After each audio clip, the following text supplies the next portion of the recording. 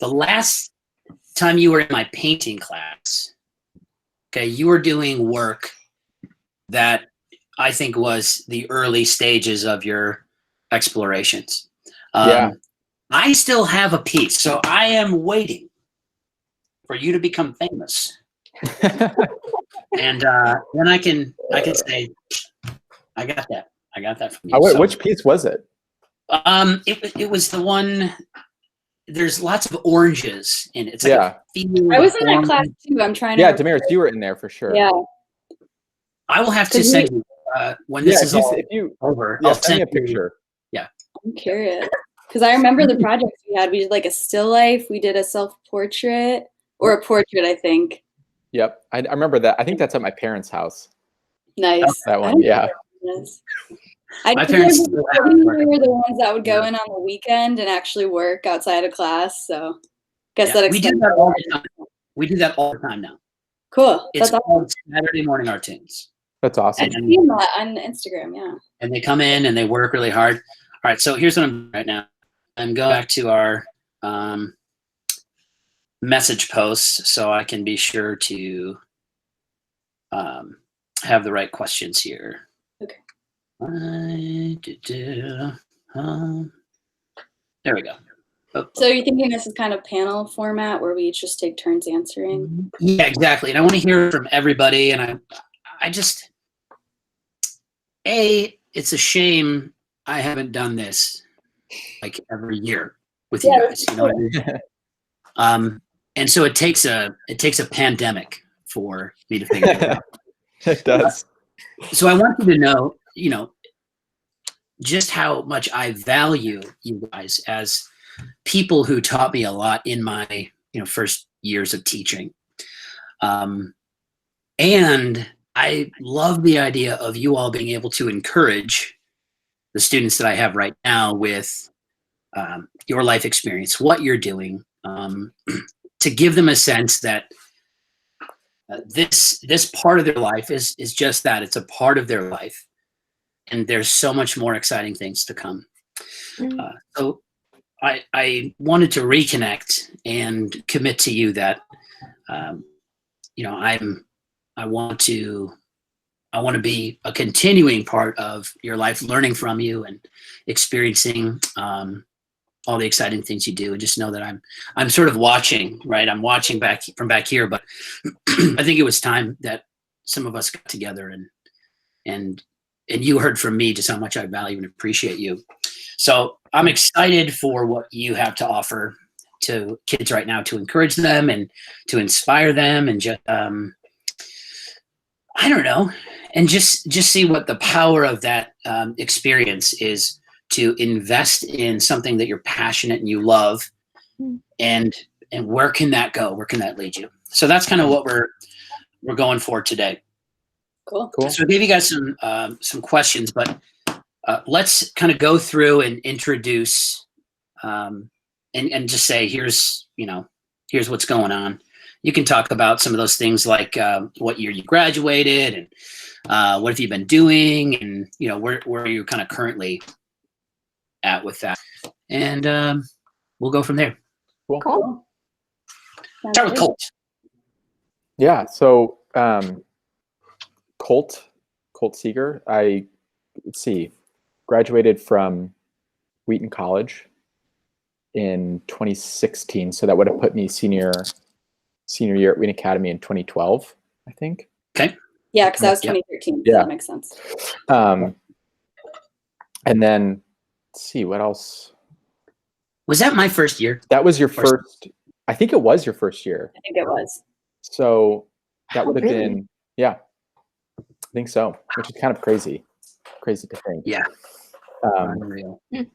And then, yeah, I've been on kind of an interesting journey in a lot of ways throughout that whole process, which I can definitely get into as much as you would like. But let's see, so yeah, Wheaton College. After that, I kind of went into the work world. I actually worked with Brenna at a design agency for a little while, and kind of went on this interesting journey. And now I'm doing art full time. So that's kind of my main focus, is to make paintings and find my way in the world that way, which has been really exciting. It's been a blessing. The Lord's led me through this kind of pretty wild path to get to this place now. And there's lots of different experiences through all of that have contributed. Got married along the way and a lot of those things. So yeah, it's been an exciting life season for sure. And so it's fun to be able to reconnect with, other people that are doing similar things, whether it's creating work or, being a Christian in the workplace and finding a way to integrate your faith in a way that's, normal, that feels accessible to other people that might not absolutely have that background or something. So it's kind of this life for me now is kind of this work and home and time with friends. It all just feels the same. There's really not a separation, which is kind of cool. So work and home life kind of integrate into one now, which is exciting. That's awesome. Yeah. Okay, good. All right, who's next? I can go. Okay. So I graduated from Wheaton Academy in 2013, and then I actually went straight into an art program. So I was at the University of Illinois, and I was a painting major. So I studied painting and art history, and then I took a year off from art. Well, actually not from art, from school. Worked for a year, built up my portfolio, and went straight into grad school. So that's like my current adventure, I guess. Nice. So yeah. So I'm actually in my last semester of graduate school at Washington University in St. Louis, which is actually really crazy to thinking about where I came from in high school. That feels really crazy to say. Yeah. So I guess that's kind of, I say adventure now because it got pretty strange the past few weeks with everything going on. So I'm actually at home in Chicago right now because I'm not allowed to be in my studio in St. Louis, which really sucks. That's a bummer. Yeah, and I'm currently working on a huge wall sculpture, so it's like 12 feet wide, 8 feet tall. So I really have no way to work on that at this time. So I'm back into painting for the time being, which is kind of exciting. But I'm trying to navigate figuring out how to graduate, how to find a job during this time. So that's kind of where I'm at and where I've been since high school. Good. Awesome. All right. Last but not least, Brenna. Yeah. So yes, I'm Brenna, and I graduated with Colt in 2012 and went from there to an art school in Milwaukee called Milwaukee Institute of Art and Design, and lived in Milwaukee for the duration of that, which is awesome. I love Milwaukee. After that, I started at a small design agency in Naperville. That's where Colt and I worked together for a little bit. And there I was a graphic and web designer. And that's kind of where I actually learned web design, because I actually didn't get much of that experience in school.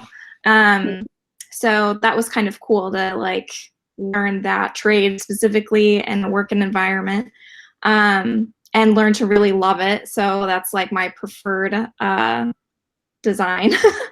But I do lots of branding and stuff too. So I'm currently now at a new company that I started at in October called Useful Group, which is another creative agency. It's located in Aurora, and they focus on serving and working with clients that are in nonprofits and Christian organizations. So that's been kind of cool to specifically work in those areas. We still do lots of other stuff, but it's a company full of people who are Christians and really believe in that, and how we can really use our gifts to serve other people. So that's just been really cool. So I'm doing branding and web design and marketing, all sorts of stuff. But yeah, so that's been really good.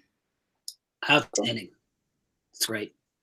So maybe Brenna, we'll continue as we kind of move into some other questions. I want to hear from everybody about just emotionally, what does this look like for you? How have you been handling it? How do you feel? And also, in what ways are you staying connected to either family, friends, and work right now? Let's hear from you about that. Yeah, well, I've been working from home for like a week and a half now. We started working from home like the end of the week before last, so whatever that date was. But Yeah. but my company was very quick to like take the precautionary measure and just have everybody work from home. We already have a handful of people that work remote. We do a lot of our business online, so it was like fairly easy for our company to just transition into that.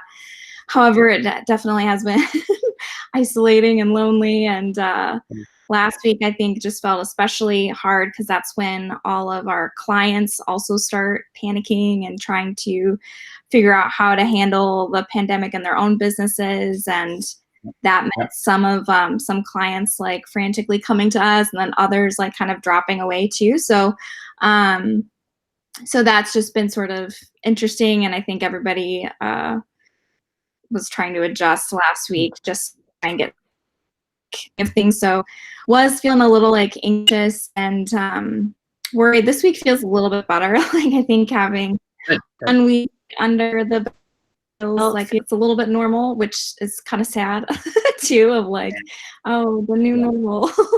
But our company has been doing a lot to try and figure out how to stay connected. So we're doing like more team meetings during the week over Zoom, and encouraged like setting up just like little 15-minute intervals of like hanging out virtually with people. So that's good. But same with family, like just doing a lot of FaceTime, and celebrated my sister's birthday virtually over the weekend, just like sitting on FaceTime for like 4 hours. But still good. It's still challenging. Like I think even the circles that you're used to like meeting together, like even our small group last night was like over FaceTime, and you can just sort of tell, like even though like we have good relationships and can talk about things, it's like a little stagnant. So it's like even when we're are capable of like talking together and being together, it's still like not quite the same. So I think that's still taking some adjustment. But so yeah. Cool. Well, Damaris, how about you? Now, Colt and Brenna, you're both married, right? Yeah. Yep. Yeah. I'm not married. Damaris, you're not married.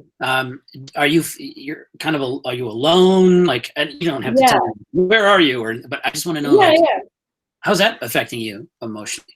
Yeah, that's a good question. I mean, that's actually the reason that I'm in Chicago right now, because I was in St. Louis and I had an apartment by myself, and me and my hamster live together. So That's amazing.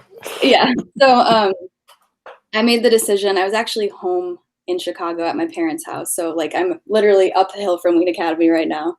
And I was home for spring break when everything kind of went crazy. So I made the decision to stay at home. So I was actually able to drive down, do like a day road trip down to St. Louis, grab what I could out of my studio, which is the reason I'm able to paint right now, which I'm grateful for, and just grab what I need out of my apartment. So now I'm at home with my parents and my little sister, Bethany, who actually goes to Wheaton Academy, if anyone knows her. She's in my class. Oh, yeah. My photography class, Cool. So I feel really blessed to be here, because I really do think I would go crazy if I was by myself right now. So yeah, I'm with my family, which, it's not always like super peaceful, but it's fun, and I have social interaction. I guess the hardest part about all of this is really just where I'm at with school, because I feel just really unsure. I know everyone feels unsure. I mean, it's really uncharted territory, but not sure about timing on graduation anymore. I got canceled. My show that was scheduled for May 9th, I think, is pushed back. We had a museum show, which was going to be an incredible experience. And obviously they have years programmed out. So it's like, if we miss this show, who knows when we can have that space again. Right. So I think there's just like a lot of frustration and anxiety for me with that, just because of how it's my piece isn't finished. It's close to being finished. I've been working on it for about 6 months now. So it just really like, I put a lot of like myself and my heart into it. And so to leave it in my studio, it feels like a loss. Right. So I think that's just like what I'm navigating most right now. But I mean, I really do feel blessed to be with my family. So I'm anxious and I'm sad, but I'm also like really blessed right now. Okay, good. All right, Colt, how about you? How are you kind of managing staying connected? And I mean, you're painting and making full time. So what does that look like for you and for your family? Yeah, so I actually just made the transition to full-time art at the end of November. So it's a pretty fresh adjustment, and I feel like in a way I live fairly quarantined because it's just me in the studio.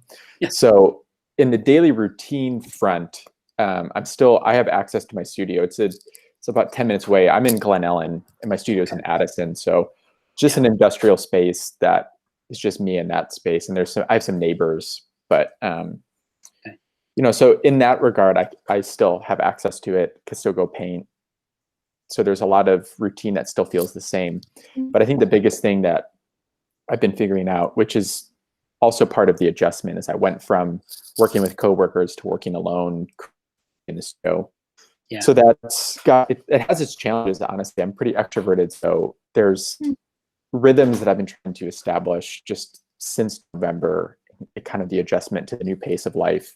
So with this whole quarantine, social distancing, part of society becoming this very real thing for a lot of us, there's a lot of new aspects. And so for me, hanging out with friends and family, and that is a big lifeline.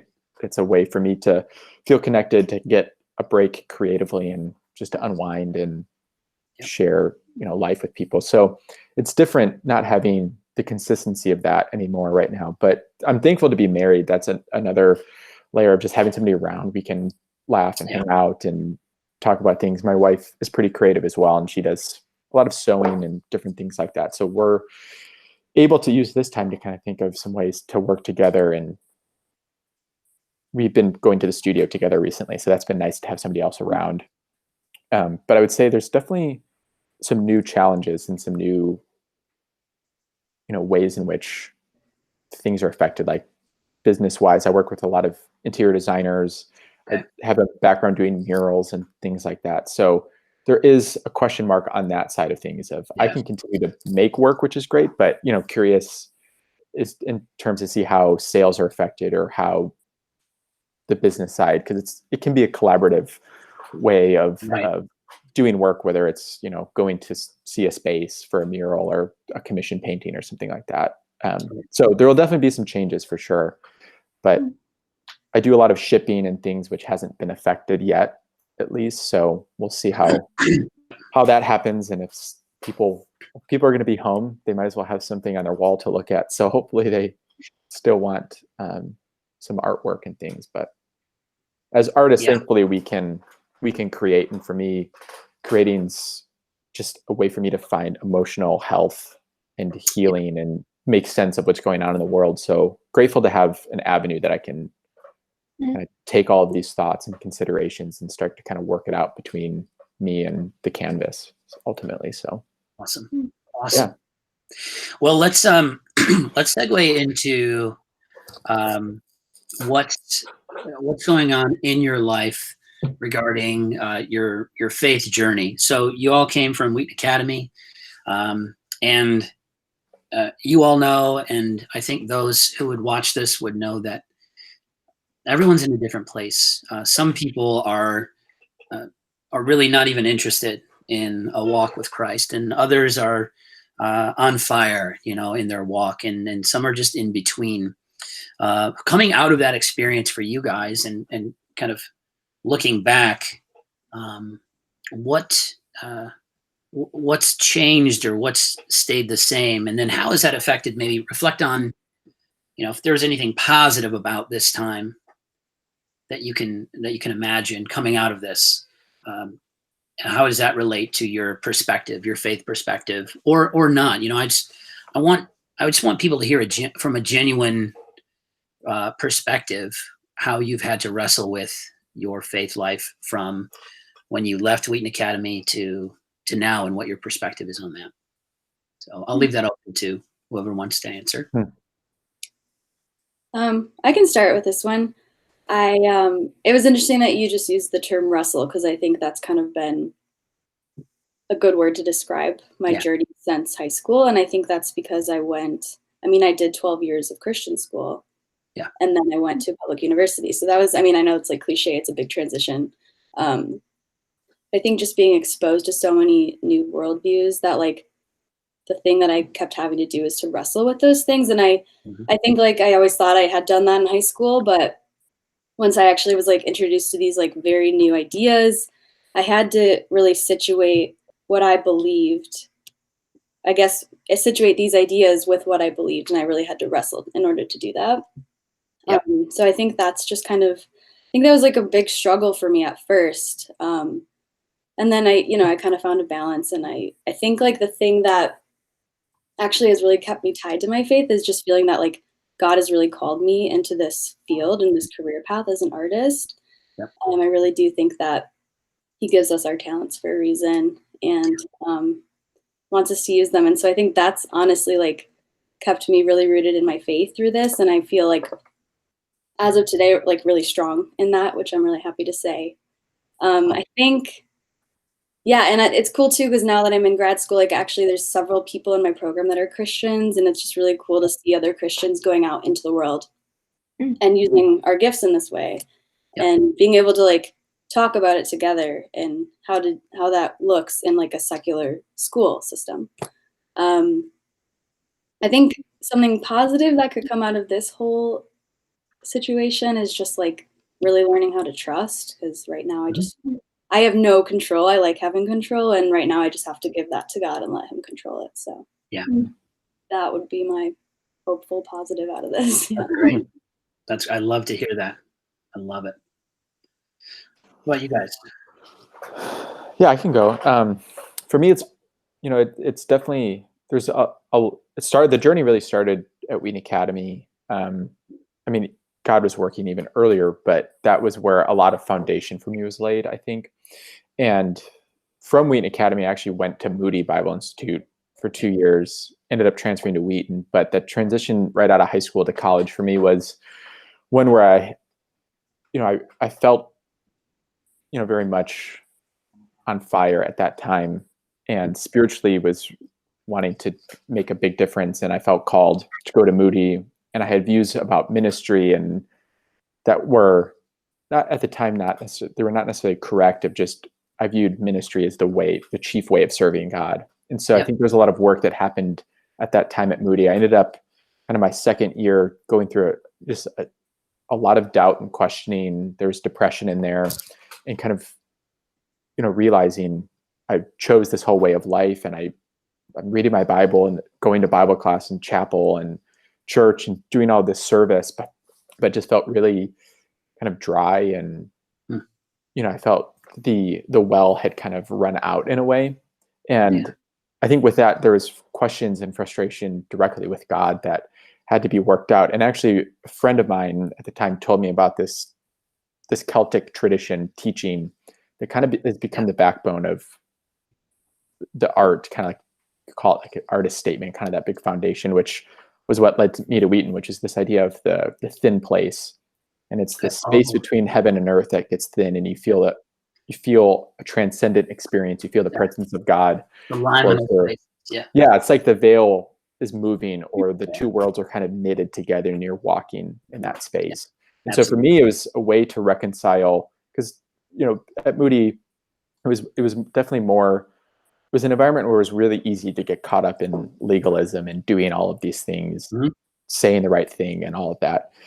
And so in that environment, I had this love for the aesthetics and the material and art and those things, which was never really a part of the conversation. So I think for me, it gave me an avenue to make sense of the world and the eternal, and reconcile them both, as like Christ essentially is the thin plate. He is the immaterial and material in one. And so as Christians and as an artist, I realized that I was called to be the thin place to the world. And so ended up transferring to Wheaton from Moody, and pursuing art, and did a whole program where I used that Celtic teaching as a lens for looking at art in the world.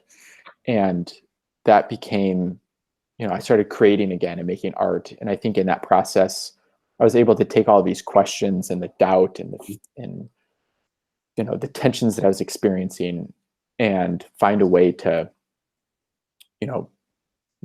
make sense of it through abstract art, and let the emotion of the art that I was creating be a way to kind of dialogue with it. And so in a sense, I've kind of been continuing that now. I had a few years where I kind of left that way and was just working in the working world as an adult, which was a good experience. But to be now able to focus solely on kind of that practice of how do I, as an artist who's a Christian, make art that is honest and genuine, but that can invite people to question life, their beliefs, and all of these things, and ultimately lead to a place where they can experience life with Jesus. But to me,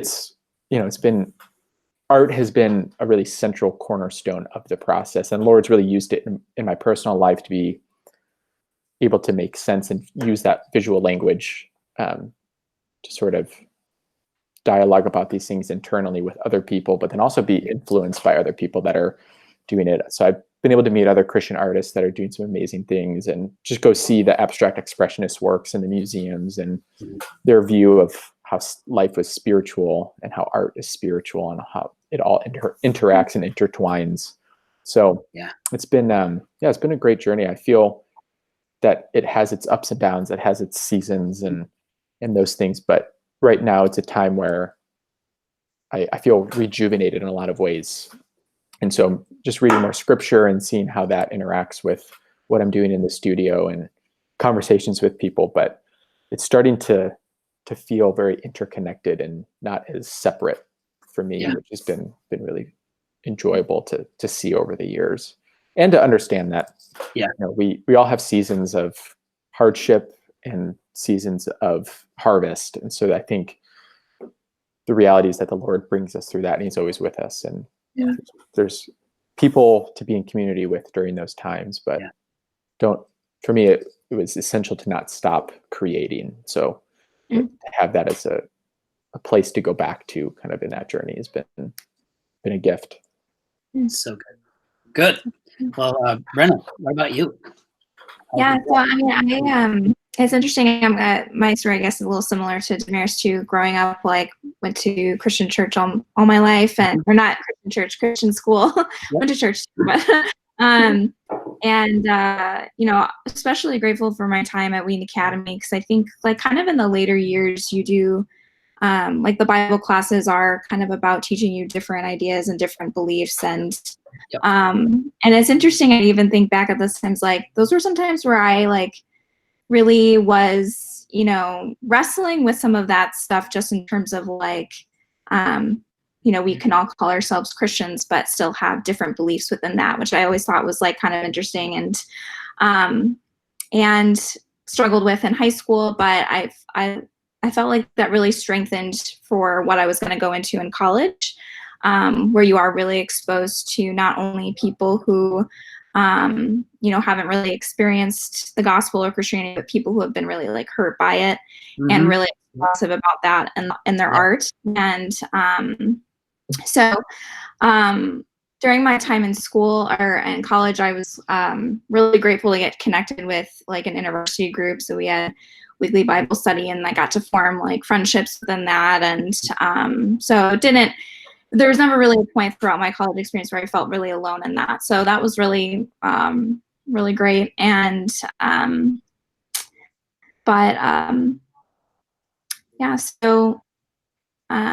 then I guess my husband, Matt, he works at a church, he's a worship leader. So getting married, and my life was going to be a lot different and more involved in the church, which has been really good too. I think I grew up at a mega church, so I was always not as involved as you probably can be in a smaller church. So once we got married and met,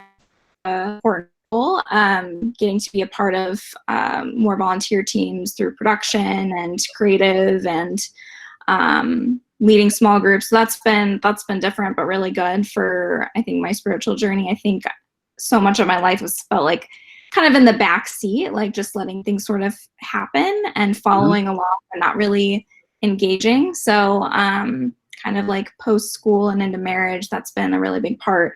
So that's been really good. And then now at my new company, where like it is just like so common to talk about stuff that's happening spiritually and to have that kind of approach with our clients even, and just having a lot of grace and understanding and really figuring out how we can be what God has made us to be in the circumstances with our clients. So that's just been really cool. I think working there like genuinely makes me a better person. So so that's just been really cool to be around that, like that sort of community and environment like every day now too at work. So so yeah, it's been I've been fortunate to have really strong support systems throughout the whole way. And so yeah. That's outstanding. And what is so encouraging, I think, as I hear from each of you, is just how much your story resonates with mine, and the fact that there's sort of no one path. I mean, you're out there seeking God's will for your life, and He is leading you, and there's no accidents for any stops or kind of meandering on the journey, and you all are living out this kind of faithful walk that is so genuine and exciting to see. Because I think for students who are either in high school or just coming out of high school, they're wondering, well, what's that going to look like, and how am I going to navigate that, and what's the right answer? And there's uncertainty for them, but you all, and I'm, thinking about myself too, we've been a little ways on that journey. So as someone who's had some experience, and before we get to showing off some artwork, what's one kind of piece of advice you might direct to, yourself as a high school student, or to any student who's watching this, who maybe they're interested in a career in the arts, or maybe they're wondering if it's possible, if it's wise, do I have to be a starving, like all these kinds of things. And then what if something happens, what if I hit a bump in the road? How can we help students to realize, hey, like this is all part of it? So maybe that's something that's happening now, or something that you experienced.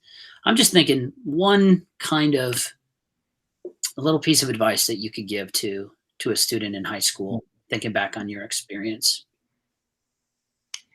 Well, I remember like coming towards the end of my time at high school, feeling very afraid of what's next, and wanting to like make the right decision. And I think my personality is very much like, driven by wanting to do what's right, wanting to find the right path, right choice, and feeling very overwhelmed at the end of high school, like, oh my gosh, I've got these huge decisions in front of me, and like how overwhelming and crippling that can be. And I guess my advice would, or I guess what I've like kind of like learned throughout the last couple of years, and this is probably like very common sense, but that like really there's very few decisions that are actually final, that you can change your mind and change it again and again, and choose to do something and realize it's not working and do something different. And I think I think there's just a lot of pressure culturally, but I think even on ourselves, to like make sure we're doing the right thing. And but there can be a lot of like grace, understanding in that, like it's okay if you make the wrong decision, and you can own it and do something different. And what's amazing is that God can still use that, whatever you end up deciding, however you make mistakes, like God can still use that in powerful ways. So I think that would be some of my advice, is to like give yourself grace and trust that God's going to use whatever that decision is. I mean, I still think you should definitely consider your decisions and, not do things flippantly. But I think to not be so overwhelmed by it, because you can always change. Yeah, and sometimes that's a hindrance, right? It's fretting about it or getting too absorbed in what do I do Totally. is going to hinder you. That's great. Yeah, I think I had a similar experience. I don't know if you remember this, Mr. McCallum, but I was actually I was going to be a nurse practitioner up until probably February of my senior year. And then I was like, no, art, because the idea of not being able to do art or have the time to do it scared me more than being a starving artist, I guess. Yep. Yeah, so I resonate with that, Brenna. I was like really scared at the end of the year, and I just was second guessing my decisions constantly. But I decided to do art, and I really haven't looked back since. I've just like really jumped into it. And I think that's like, I mean, like obviously with things have changed for me as well. Like I'm not on the exact same path that I started off in, but I think if you have that desire and passion to create and just like need to be doing that this is something that you can definitely pursue. I also think the whole misconception of like the idea of a starving artist. I mean, when you're in art school, you learn skills outside of just like how to paint and how to take beautiful photographs and things like that. Like I've learned such good critical thinking skills and just the way that I'm able to take in visual information, which we're constantly inundated with in today's society. Like it's so relevant. Like the way that I can analyze that just from being in these critique settings for so many years. Like I really think that's something that we all have. That's a developed skill that we've learned from art school. I think time management, the ability to be working on multiple things at once. I mean, people skills, like Colton was saying, with like commissions and things like that. So I think even if the whole art thing doesn't work out, that I have so many skills that I've learned that I can put toward other things. Absolutely. So I wish I could go back and tell myself that, because I was beside myself with stress and anxiety during that time. So I think that's my advice for people who would maybe want to pursue creative paths. Yeah, the reality that you have to fail forward to get to who you're going to become.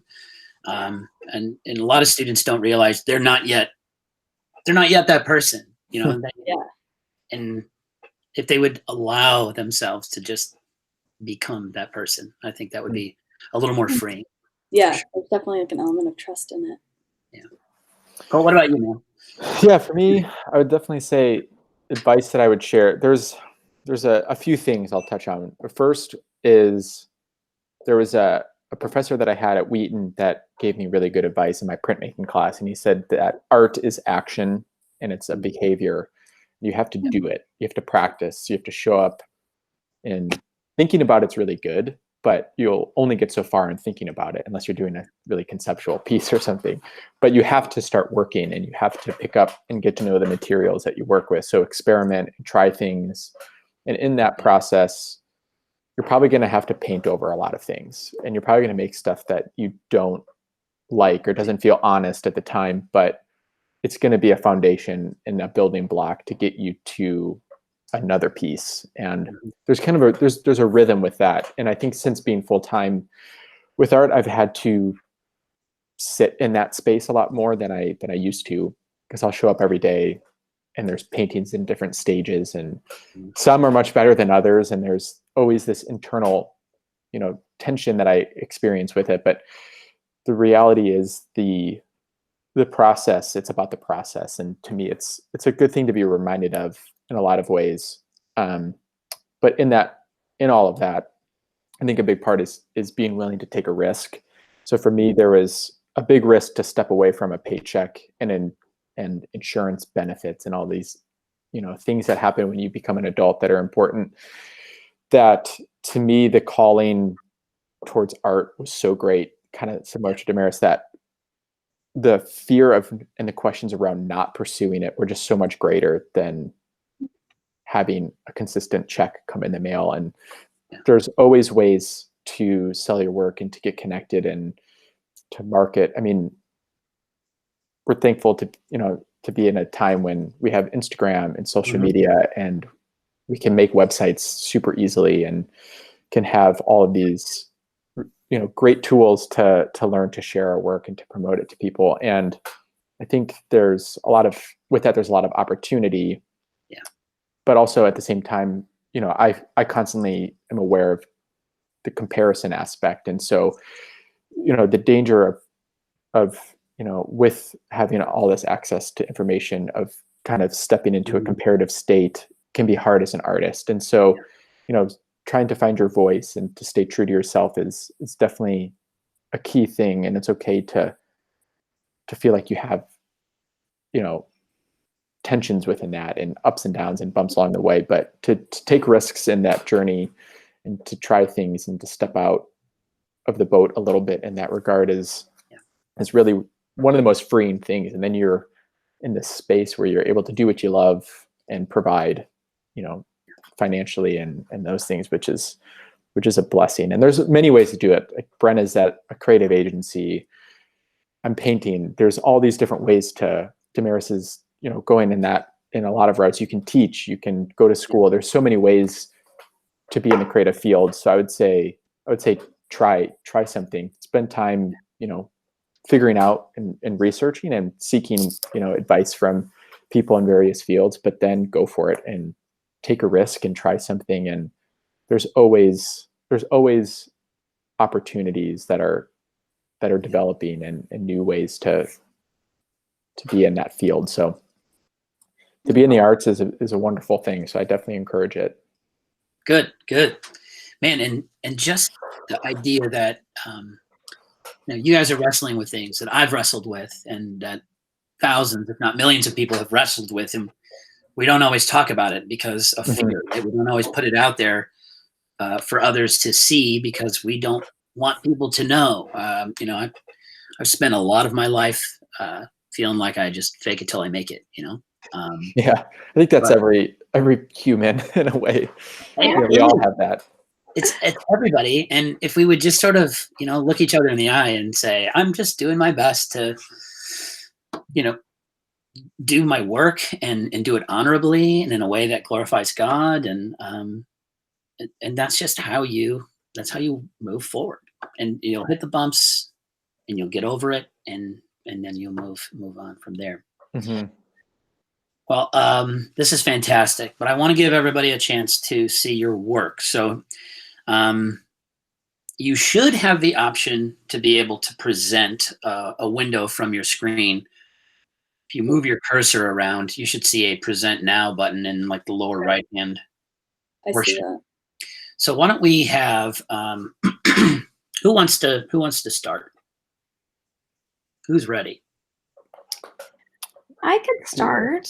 Okay, so go ahead and put that presentation window up, and then take us through a couple pieces, explain a few things, and show us what you're making, because I think this is going to be exciting for students to see as well. Okay, well, what I have is a couple of websites that have recently, can't share your screen. Oh, hang on, I gotta adjust my system preferences. Got the big old giant window.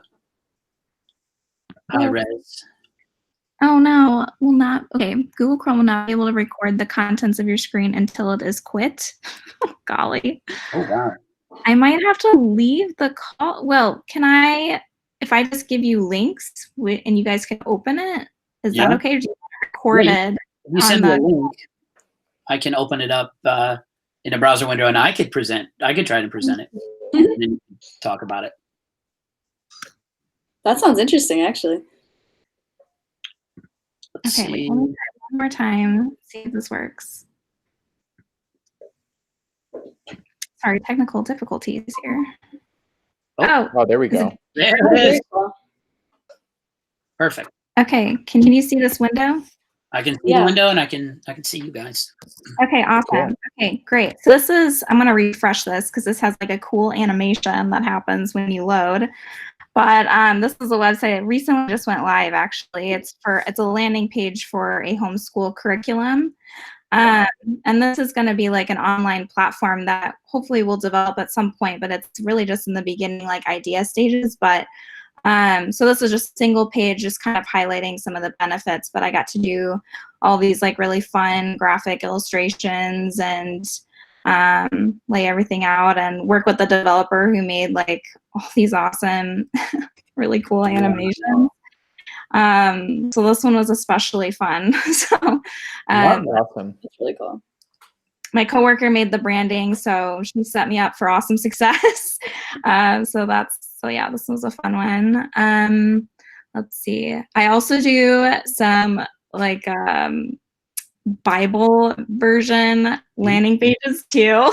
So this one of our clients is Lifeway. So we do like a lot of work for them. So this was this interactive study Bible they came out with. So they have like these principles, and we kind of did some fun interactivity to kind of highlight some of those pieces. And so I got to work with some of the sign that they already had set up, but kind of like work it into the layout. So that is clean and crisp. I love it. Thanks. Lots of fun. Yeah. So at my last job, I have a couple ones from my last job that also went live. This one was for a mortgage company. Colton, I don't know, you might have been working there when I wasn't on this project, but I know about Lone Cabot from our days working together. Yeah. So this It one looks good. I like the Thanks. brand. I like the color palette too. Thanks. Yeah. So this one was a lot of fun too. Got to do like the logo for this one, which was fun. So it was a cool experience to be a part of like the brand from the ground up. We did a bunch of like branding workshops with the client and do the logo and then build the website from there. So that's been Do you cool. work with a photographer on these, or do you use stock images, or how does that end up working? A lot of stock. We did have a photographer. I do it too at my current company, but it's kind of for very choice projects. It's like an additional like scope item to use custom photography. So a lot of times it's easier to go stock. So I spend a lot of time looking at stock photos, picking ones that don't look like stock photos. Nathan Andrus. Oh yeah. Okay, that's there? super funny that you saw that, because this is Oh. I would just, in my mock-up, literally would just put random names in my designs. Apparently this one made it in. That's amazing. This is another WA alumni. I love that. Yeah, so That's amazing. yeah, so that's some of the stuff that is live. I'm working on probably some stuff I can't totally show you right now, but working on like a really big branding project with a main brand with like 3 sub-family brands, and we're doing like a magazine for them, and also doing like a learning management system right now, which is like a kind of like what's an example? Kind of like lynda.com or like Skillshare, but way not as intense as that. It's for a weekend church curriculum. So that's one that we're working on now. So that's a lot of fun too. So yeah, That's fantastic. Yeah. Gorgeous. amazing. Gorgeous. Okay, so who's up? Who's ready to rock on another presentation? I can try. Let me see if this will work. My entire screen. Brenna, good troubleshooting skills on that. Yeah, seriously, I'm impressed. You saved it. Yeah. Thanks. It was like not believing that my computer could do what it was saying it could do. So You just had to stubborn with it, I think. All right. Is this working? I can see Yes. it. So you can see my whole screen? Yeah. Cool. Okay, so what's that? I can see myself twice. Oh, that's kind of insane. Yeah. All right, so I just picked like 3 series of works that I wanted to show. Okay. I don't really do a lot of tech stuff at all. I'm a painter, so these are awesome. 3 from this series of portraits that I did, and this was actually my portfolio to get into graduate school. Mm-hmm. So this was like a big departure from my original work, which was a lot more realism based. Yeah. So I did a series. I think I probably created 25 of these portraits, And they're all really in the same format. So it's like a frontal view of a person. They're all people that I either know or are like close friends with. This is myself. Yep. This is my little sister. And I was really just trying to focus on how I could capture a person using like the materiality of the paint and like the gestural brushstrokes that you see within this. So rather than just like capturing the essence of a photograph, which I had been doing previously, I was really trying to like branch out and see what materiality of the paint could do to convey a person, whether that's like their personality or just like elements about them. Even like the use of color and gesture in this is meant to do that. Well, what I like is I see your work, both of you. There's definitely a shift in the understanding of material and how important material can be, and that includes technology, Brenna. How you're using your medium and why that can actually speak into the significance of the work, why that brings meaning to your subject even. And again, I think this is something that a lot of students aren't seeing. So it's really good to hear you guys talk about here's the materials and here's the means by which I can bring this to life. Yeah, nice. That's true. Yeah, it's like a very big shift from where I was at in high school. Yeah. And I think like once I had that confidence of like photorealism, I was like, okay, what else can this material do? Yes. So this is actually some of my work that I created in graduate school when I was still painting. So this is just kind of, it's not going, okay. Wow. This was when I went a little bit back into my photorealism, but I was using like photoshopped manipulated images and a lot of layering of images and then layering of paint and really investigating this idea of like concealing and revealing certain things. And I created this kind of like ambiguous, enigmatic space that the figures exist within. Right. And you'll notice in a lot of these that, except for this one, there are hands present within all of them. Yep. And that just like really is my interest in like the idea of like touch and gesture, and hands is like a communicative agent, and also like we communicate through them, but they're also like a way that we find agency as humans. And we're able to do things with our hands. And so I was really trying to investigate that within these paintings. Yes. And that kind of thinking led me into the work that I'm currently doing, which is my sculptural work.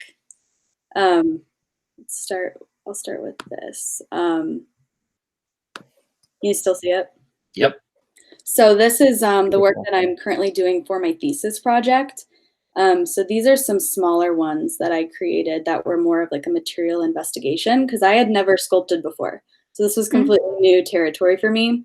Yep. Just still playing with the idea of like concealing and revealing certain things, but in an actual physical way. So like the whole that's present here in the work is meant to capture the viewer's curiosity, I guess, and have them approach the work and see what is inside of it, right? And like the detail and nuance of the material. That's cool. So sorry, what's that? What's the material that you're using? So it's mostly paper mache on a canvas stretcher. And then I've added things like spray foam, string, like in this one you can see there's string, spray foam, there's lace, there's like a silicone cement mixture, there's sand. So I was really just investigating these materials and like looking around and seeing what I could get with them. I do want to touch it. Like I want to interact. That's good to hear. Do that? Should people be touching it? So I don't think I want people to touch it just because it is fragile. Yeah. It's not incredibly fragile, but over time, enough people touching it would start to break down. But I'm really interested in the idea that you even have the desire to touch it, because it is really haptic, and I made it with my hands and like thinking about that. And I can feel it visually. Do you know what I'm saying? Like I want to touch it, but I don't need to touch it to feel it. Yeah, I like that. Yeah. So this is like the first iteration of the really large work that I mentioned that I'm working on that I don't have access to currently. So this is, I think at this stage, it's 9 feet wide and 5 feet tall. And it actually exists in 3 separate panels. So can you see my cursor? I Yeah. can. Okay, so this is one panel here. This is the second panel, and this is the third. So it's modular because my studio isn't a super big space, but I'm able to work large as long as I can keep it modular and in pieces. So now as it exists currently, it is this. So now it exists in 8 pieces, and it's 12 and a half feet wide and almost 8 feet tall. Wow. That's amazing. Wow. Yeah. So it's so big, and I miss it a lot. This is my baby that's left in the studio. But yeah, so that's just like, I just wanted to show kind of the range of my work to how I got to here and like the things that I'm thinking about, because I think something I've noticed is like some of the same, I guess, concepts I've been dealing with, they remain throughout my years of creating art, but they just manifest differently depending on how I'm thinking about them and how I'm creating them. Yes. So like I would say that this relates even to some of the paintings that I showed previously. I agree. And then I wanted to show this work because this was actually a community-based project that I did in St. Louis. Oh, cool. So it was my class partnered with a organization called Paraquad, which is in St. Louis, and they provide a gym for people with disabilities.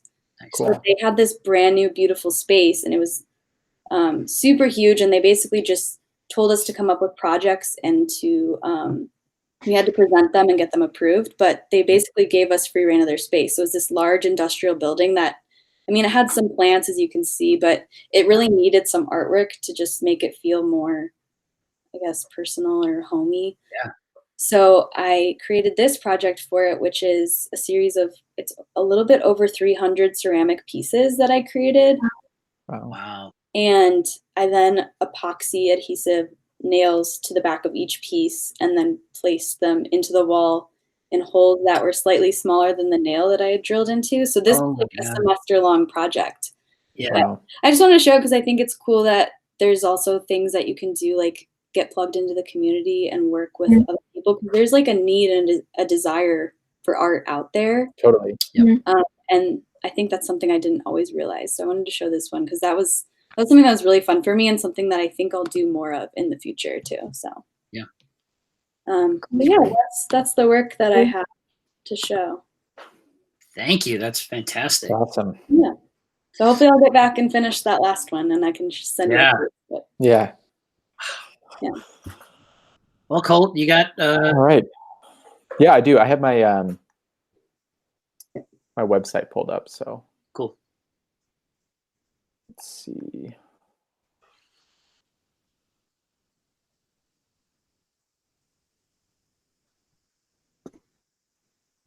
Oops. I think I'm getting Brenna's same notification. I think what fixed it for me is like if I unlocked the little lock in the bottom of system preferences and then check marked Google Chrome, it worked then. I think. Did you have to turn off hardware acceleration or anything like that? Let's see. No. See, I'll try to do my entire screen. We're going to see how we're testing the technological moxie. Yeah. Yeah, we'll see if I got it. I don't know. So you said system preferences? Yes. I like it. Chrome told me to open system preferences and let's see, it dropped me in. It wants to share, allow the sharing of the screen or something, maybe. Golly, where did it? If you want me to look up your website, I go. can do that. If that works. Oops, hold on. Going into system preferences, we'll see if it works. It's exciting. Okay, yeah, I think it's, what is it, security and privacy. And then, oh, no, maybe not.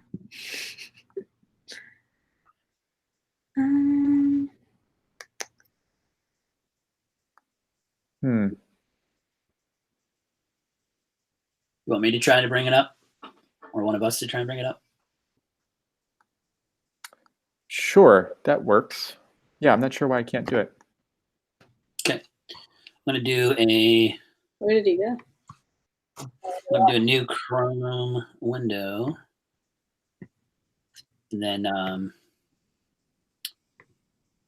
Colt, what's the website? I think we lost him. Yeah, I think he's gone. Oh,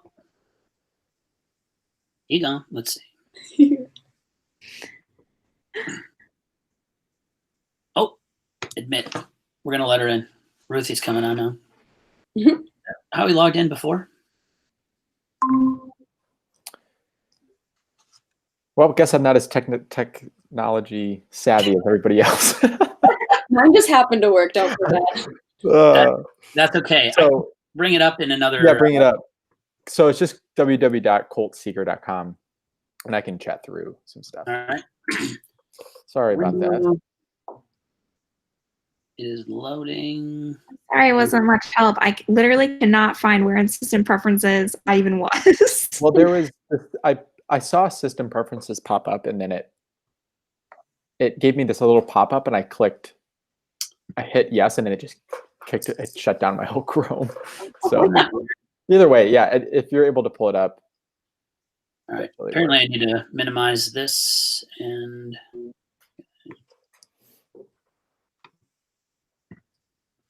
Window. All right. Share. Okay. Let's see if this is going to work. Is that working? That's working. I can see it. So, all right.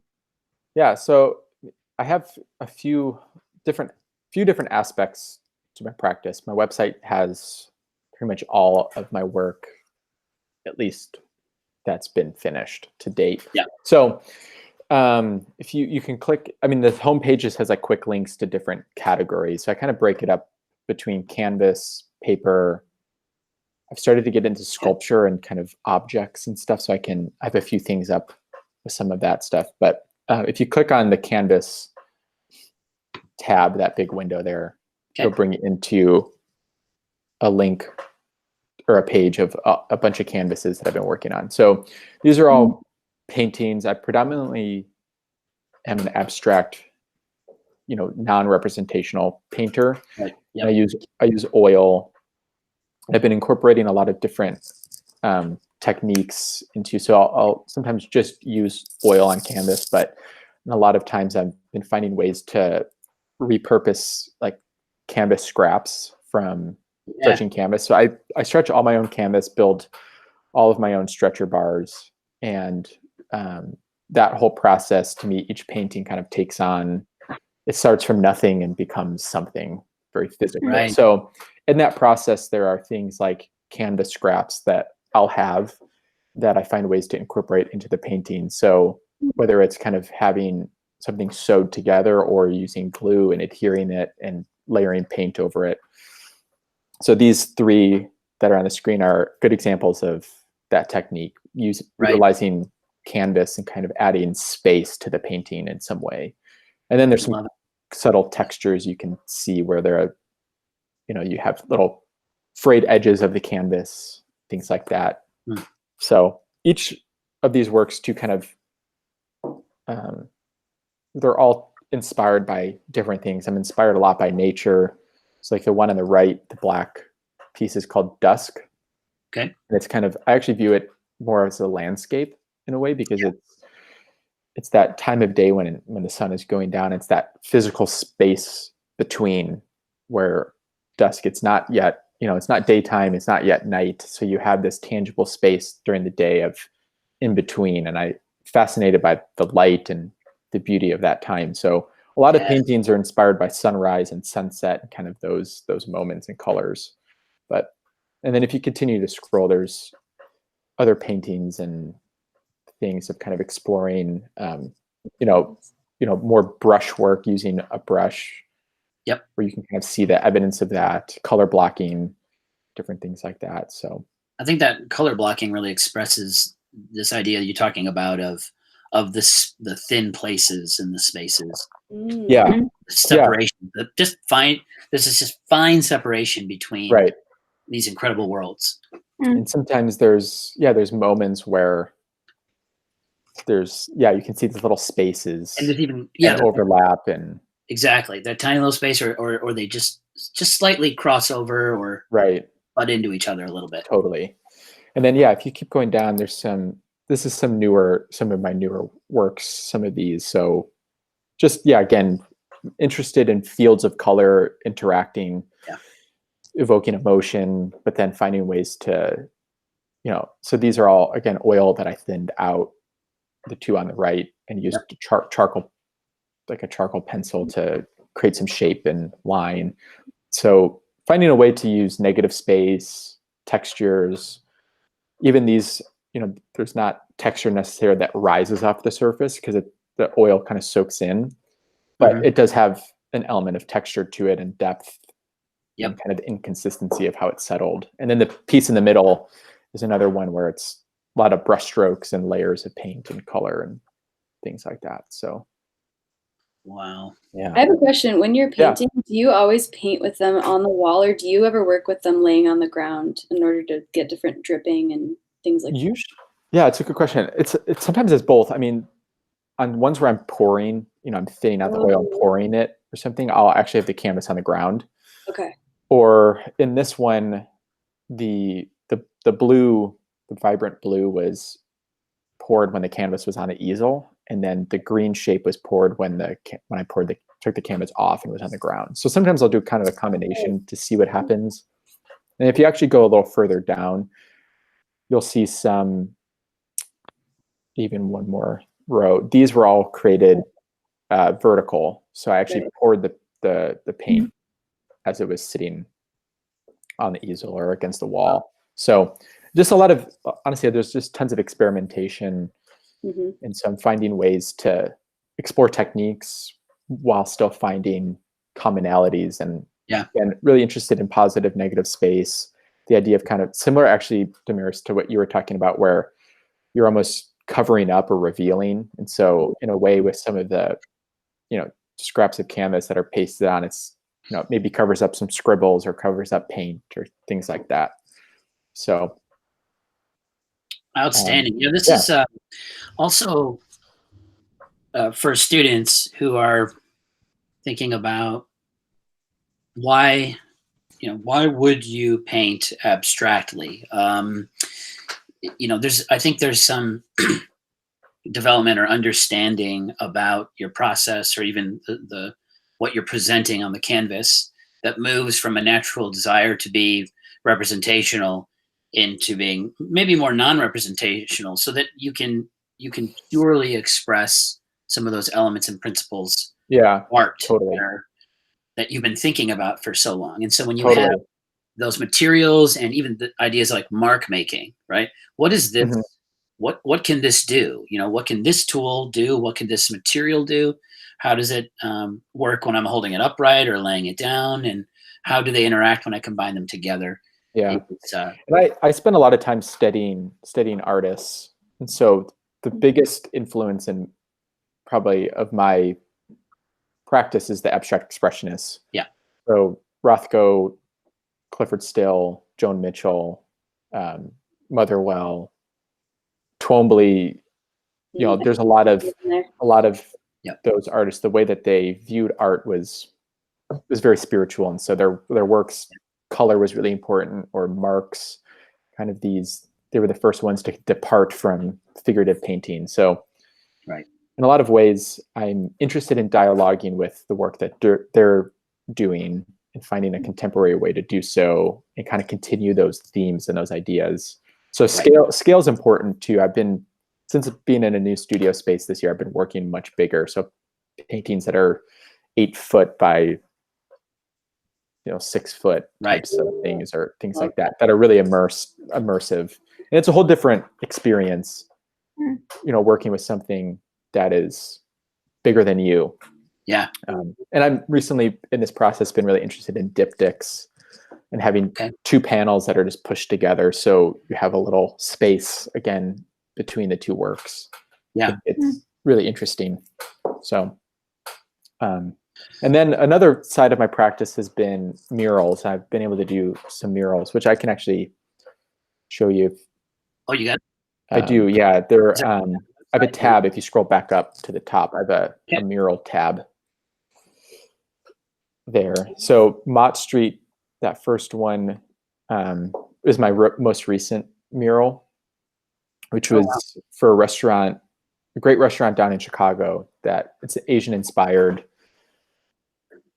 And they do just some amazing blend of, Asian food with kind of American styles and vice versa. So they are very community based and have this great environment. And so the mural that I did for them, they rotate artists in each season. And so I submitted some designs and got chosen for last spring's mural, which was super exciting. And they have so with how they do it, you paint the entire facade. So the fence and the whole building.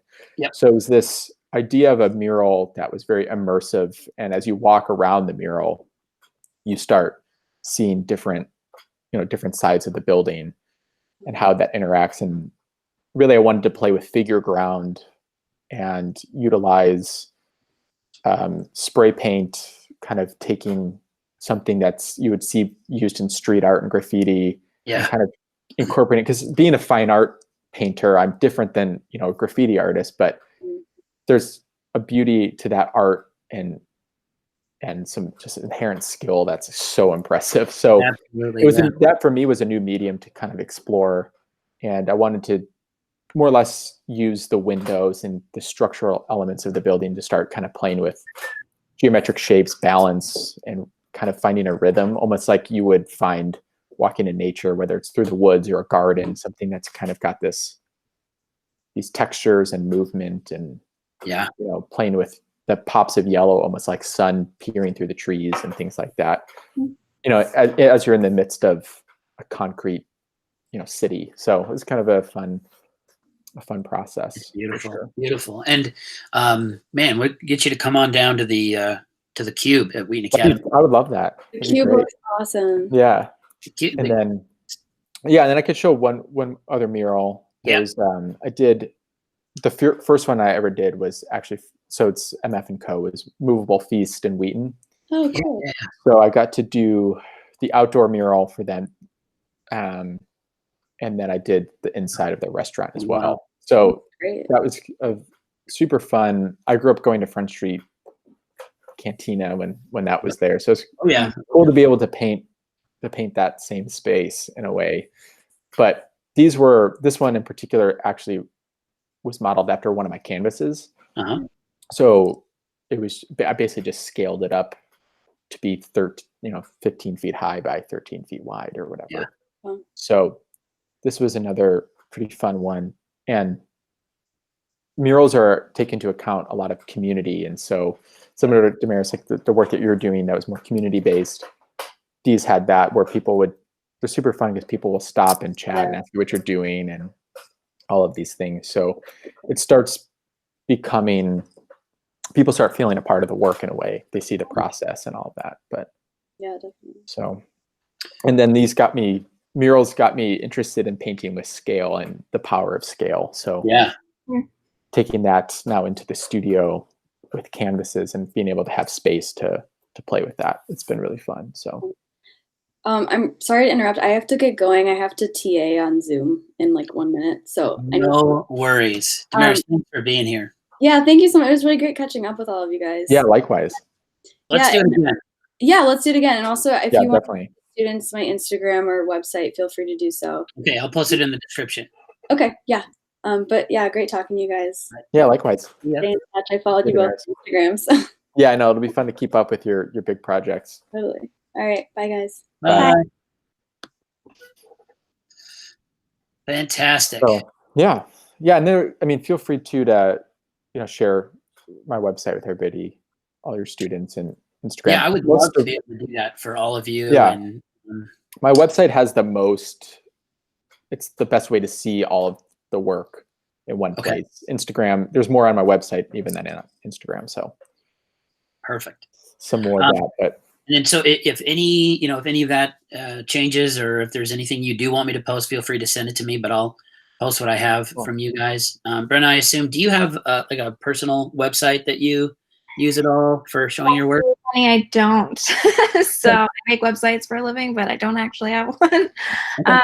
But I do have a Dribble page, which does have some work on it. It's a little outdated, so I'll maybe see if I can put some more recent stuff up there, and you can show some of that stuff.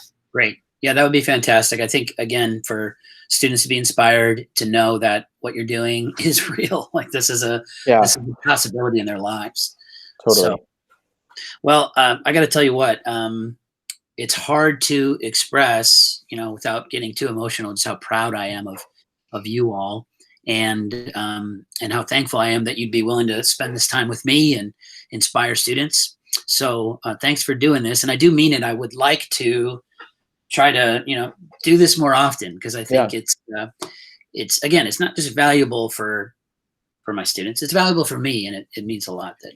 And for me too, it's these are things where it helps find community with other creatives, other artists that are actually making a living doing their art and all of that. So it's beneficial all around. Yeah, exactly.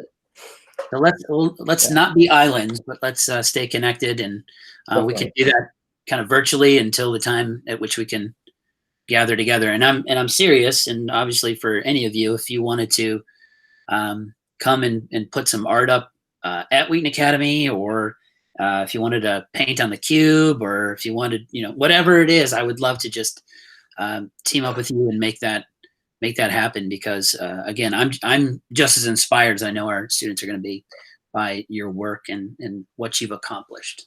So cool. Thanks. Yeah. All right, my friends, awesome. have an excellent afternoon. Thanks Likewise. again. Yeah, thanks for initiating this. This was great. Yeah, totally. Yeah. My pleasure. Good to connect. Yeah. Looking forward to the future as well. More connections. It'd be good. Good. All right. See you next time. Right. See ya. See ya.